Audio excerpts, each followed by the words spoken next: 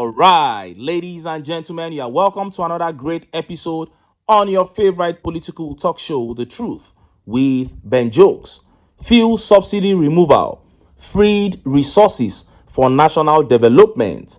The Minister of Information and National Orientation, Alhaji Muhammad Idris, has said that the removal of the fuel subsidy by Bola Tinubu's administration freed resources for national development. The minister said this during the Tinubu administration mid-term sensitization campaign in Minna on Wednesday. Now, I don't expect the Minister of Information to say differently because he works for Tinubu, and I can tell you confidently that 2 years of working for Tinubu has given this man more money than he has made all his life. So he is well within his rights to lie this much. But Nigerians that he is lying to are the people we should speak to. Where is the development you live in this country? Compare the first 2 years of Tinubu, who claimed that he removed subsidy to develop Nigeria, to the first 2 years of a Goodluck Jonathan, who did not remove subsidy. The difference is clear. Even Buhari's first 2 years were better than Tinubu's first 2 years. So what is this man talking about? The education sector is still in serious crisis. The health sector is almost collapsing. The road infrastructure within the country, bad, death traps. So what area have you developed that you are lying about? Nigerians, it is left for you to react accordingly to all these lies by the APC. Now, let us look at the top stories. First is that one coming out of Zanfara state. Citizens killed and over 100 people abducted as terrorists take over northern Nigeria. And next is that update coming out of southeast Nigeria. Tinubu begging for votes, saying that northerners have massively rejected him. And he's using his southeast ministers and cronies to paint a picture of acceptance that is not there. Before I show you details of these top stories and how Nigerians reacted, let me quickly show you this video. Tell me, Senator, quickly, before I forget, Peter Obi, have you been able to speak with him as a party? Is he coming back? No, as a party, we have not spoken to Peter Obi. But you recall also that in the run-up to 2023, the expectation was that the ticket of the PDP was going to go to the South. And somehow, for reasons of fairness, people thought that the Southeast, having not produced a candidate for a major political party like that, would definitely have fielded a Southeast candidate. And obviously, it was Peter Obi that ordinarily would have picked the ticket. So, in anger, in frustration, Peter Obi left the PDP. And so, in the run-up to 2027, I'm aware that certain individuals have been talking to Peter Obi, hey, come back home. This is what we are likely going to do. And if you come, you stand a chance of being a candidate. What are the possibilities of Peter Obi returning to the PDP? Well, you know, in politics, nothing is certain. I've always said that in politics, 2 plus 2 is not 4. Yeah. And so, and these are matters of interest. And when it comes to existential interest from a community of persons within a geopolitical zone, it is possible. But those who are talking to Peter Obi, how far with that conversation? Well, the conversation is predicated on the belief by such individuals that if Peter Obi comes back and he is the most favored candidate, the most supported candidate, and becomes a candidate, the PDP will make an impact in the 2027 election. So with Peter Obi, if he's on the ballot in the name of the PDP, there is almost an assurance for the PDP. Is that the feeling on the inside? Of course, that's the feeling. Are you part of the party talking to Peter Obi? Yes, I am. Yes, I am. You heard that. PDP chieftain, former Minister of Interior and sitting senator representing Benue South, Abba Moro there, talking about Peter Obi. You know, there is hardly any political discussion that goes on in this country now without Peter Obi coming into the mix. Now, he is one of those mounting pressure on Peter Obi to return to the PDP, but he himself touched on some of the internal issues that led to the exit of Obi. Today, all those issues are still very much present within the PDP. As a matter of fact, the PDP today is worse than it was when Peter Obi attempted to contest primaries there. Because back then, the PDP had not been infiltrated by the APC and TINUBU. Today, the party is widely regarded as an arm of the APC. So statesmen like Abba Moro should focus on getting their party back, removing every trace of the APC. Like Nyesom Wike, he has to go before you begin thinking about a presidential candidate. If not, anybody that goes there to run the way PDP is just wasting his time. As it stands, Peter Obi has block votes all across Nigeria. With his growing popularity in the core north, the figures that will come from there will be good too, if elections are free and fair. So you don't have this kind of popularity and reach, then you go and throw it on a party that does not know its left from right. The PDP should go and fix itself. We, the obedience, are not comfortable with working with them in this election. Anybody within the party that believes in the candidacy of Peter Obi should go and queue behind him under whichever party Obi decides to run. Point blank, period. Now, let us look at the top stories. First is that one coming out of Zanfara state. Citizens killed and over 100 persons kidnapped. And next is that update coming out of Southeast Nigeria. TINUBU continues to beg the IGBOS to support him in 2027, and he is using his Southeast ministers and Southeast cronies to paint a picture of an acceptance that does not exist. But the Southeast has come down heavily on him and his cronies. Let's start by taking that update from Zanfara State. Look at how the papers reported it. We are treated like slaves in our land. Zanfara resident laments as gunmen kill 2, abduct over 100. Report: suspected gunmen have killed at least 2 people and abducted more than 100 people, mostly women and children, in Gamdom Malam Bukium, Zamfara State.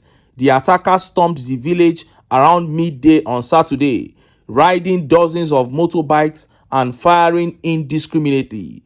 Village head Muhammadu Mai Angua told Reuters they killed and kidnapped many women and children and took them towards Makakari forest, he said. Huzaifa Isa, a resident of Gamdom Malam, said the assailants split into 2 groups. One group was kidnapping people and livestock, while the other set up a roadblock at Adafka's main entrance, shooting at anyone who tried to pass. He said, "We are being treated like slaves in our own land, as if there is no government." Local lawmaker Hamisu Faru confirmed the incident by phone. At least 100 people have been abducted since Saturday morning, Faru said. The bandits attacked Nasarawa, Bokolum under heavy rain, crossed the river into nearby villages, and abducted 46 more people in Ruwanrana village. Residents say they fear further attacks as the armed group is reportedly attempting to cross into the forest boundary again. Zamfara police did not immediately respond to requests for comments. They never respond. And I love the way the people of that local government in Zamfara described their situation this time around. They said they are being treated like slaves in their own fatherland. I like it because I have used that phrase many times here. Being treated like slaves. These people can walk in at any time and abduct and kill and molest women. And there is a reason you surrendered to a government. There is a reason why you are under the government of the Federal Republic of Nigeria. The number one reason is so that they can protect your life and your properties. That is the primary aim of governance. But successive governments under the All Progressive Congress, APC, have failed woefully to provide that service. And we can't say enough.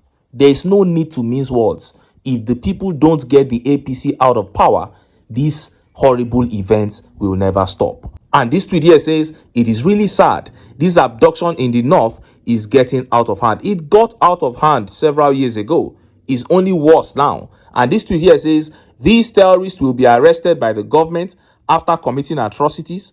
They will be given amnesty and reintegrated back to the society, while the victims and neglected. That is what is happening under the APC, because the terrorists are an arm of the APC. This is what we have been saying here. If we don't get rid of the APC, we will never surmount insurgency and these terrorist attacks in this country. And just as Nigerians were yet reacting to that update from southeast Nigeria began making the rounds. The Minister for Labor and Productivity in Kiruka is the latest minister that TINUBU is using to try to beg the Igbos to get their votes. And that one too is deceiving him that he will win in the southeast. Look at how the papers reported it. TINUBU will sweep southeast votes in 2027. Labour Minister in Kiruka, Onyejeocha. The Minister of State for Labour and Employment in Kiruka, Onyejeocha, has said that the 5 southeast states will deliver their votes en bloc for Bola Tinubu in 2027. Ms. Onyejeocha expressed optimism during an interactive session with newsmen on the sidelines of the ongoing 18th edition of her free medical and surgery outreach at Nkiruka Onyejeocha Medical Center, Amuda Iswochi, in Umuneochi local government area of Abia State. She stated that 2027 would witness a significant improvement in Tinubu's 2023 performance in Abia and the Southeast in general due to his current sweeping reforms across the country. For them to endure, have roots, for people to enjoy them, we have to support him to do 8 years. So we are supporting our president, and I know that he will get 100% votes in the Southeast in 2027. Abia is a progressive state, and I know that the party, the APC, will do well in the state, she said. She stated that the initiative was designed to support individuals facing various health challenges, particularly those in rural areas and underserved communities. She further said that this year's edition, which started on Monday, was supposed to be a week-long event, but had been extended by a few days to accommodate the large number of people who turned out. Mrs. Onyejeocha said, "It is not like you are helping the government. I'm helping myself, because a healthy community is a wealthy community. If you have a lot of people who are sick, you are not going to get much, because every weekend you are attending burials. You are losing much. The government is doing well. But if I had represented my people in the past and I'm today a minister, I should be adding value to what the government is doing, because it cannot do it alone." But if you are wise, my dear minister, you should know that healthcare facilities are supposed to be standby in a nation. They are supposed to be readily available in a nation. People are not supposed to be trooping out for you to give them free medical cares. What if you are not there tomorrow? The event is going to last for a few days. So what happens when you are gone? This is what you people don't know. Everything is for photo ops, but I know that you are just deceiving Tinubu so that you can collect your own money. You and Dave Umahi deceiving him that he will win in the southeast so that you can collect as much as possible. Continue, fill up your pockets. After all, that is what is happening under this regime. Everybody eating and eating and eating at the expense of the masses. But saying that he will sweep the southeast, you too know that that is a joke. And look at how Nigerians reacted. Let's take some of the tweet reactions. This tweet by Ray here says, "Come 2027, make minister in Kiruka Onyejeocha come any polling unit and mention the name Tinubu, make we see wetin go happen." That is it. And Samuel Chijoke here says, "The psychophancy you people use in talking is surprising. Southeast votes for Tinubu. How? Ask Buhari in his grave how the Southeast voted for him." The truth is, even region where Tinubu got vote in 2023, he's not going to get in 2027, let alone the Southeast that rejected him from the jump. And Femi here says, "All these useless and selfish politicians are less concerned with the economic situation of the poor masses in as much as they are receiving their own. Stupid people." That is it. Instead of doing right, instead of leading right, I know that the Southeast never supported Tinubu, and it even became worse when he rigged the elections and people all across Nigeria became very, very angry. But if this man came in, Tinubu, and he began doing the right things, if he ensured that prices began to fall and Nigeria started to fall in place, do you know that the rate at which people detest the APC and his government would have started reducing? People would have started giving him the benefit of the doubt, because whether we like it or not, most Nigerians just want a situation whereby they will be able to live happily, live their lives happily. Most people are not interested in even politics. It was when the hardship became so much that Nigerians began to pay attention to the politics, this very thing that is bringing the hardship upon them. So instead of you to do the right thing and actually win the support of the people, Nigerian politicians prefer to bribe. They prefer to call ministers together and pump money to them, say, go to your regions and deceive your people. They don't ever believe in doing the right thing to win Nigerians over. But this is what they have chosen, and I don't blame them. Let them continue on that path. But the people who bear the brunt of their inefficiencies and their wickedness are the people that I am charging now. I am charging Nigerians to say enough is enough. We cannot continue to suffer in a country that belongs to us all. We must take our country back. And when we start to think like this, we will be able to cast aside our sentiments and bring the right people into power. But until then, make I still enter town, make I go get some ogbonge political news wey una go like. Why? Because now, because of una, now I dey here. So don't go away, don't go away.